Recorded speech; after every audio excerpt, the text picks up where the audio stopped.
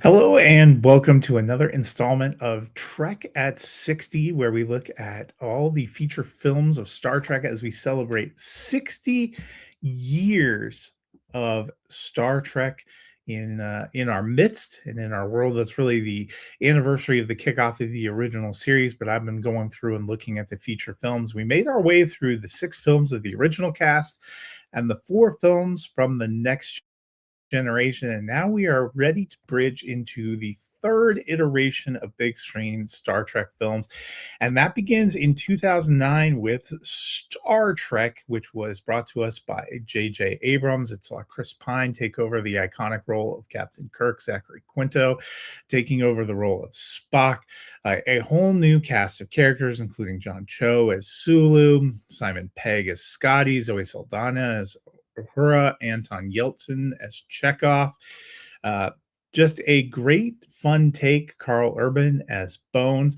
But much like the first film in the Next Generation saga, Generations, used William Shatner's Captain Kirk to kind of bridge things and bring things together. This one finds a really interesting way to bring in Leonard Nimoy's Spock to talk about a change in the timeline, something Spock does in his own time causes them to go back in time and really change and alter the timeline. So you get these same characters, but it paves the way for them to have slightly different personalities and a slightly different adventure. And that is kind of a fun way to reboot and retell this franchise. But this is also a kick ass film. This is probably J.J. Abrams' best feature film.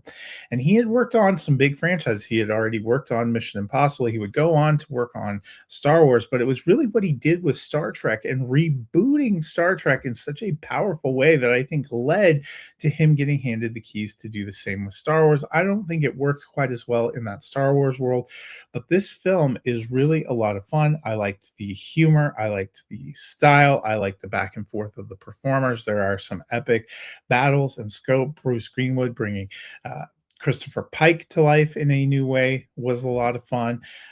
This is one of my favorite Star Trek films. This is actually number 2 in my list of Star Trek films. I really liked this rebooted cast. All 3 of them I have fairly decently high in the top half of my Star Trek order, but this one really rivals Wrath of Khan for me among the best of the Star Trek films in feature film form. So if you haven't seen it, check out 2009's Star Trek.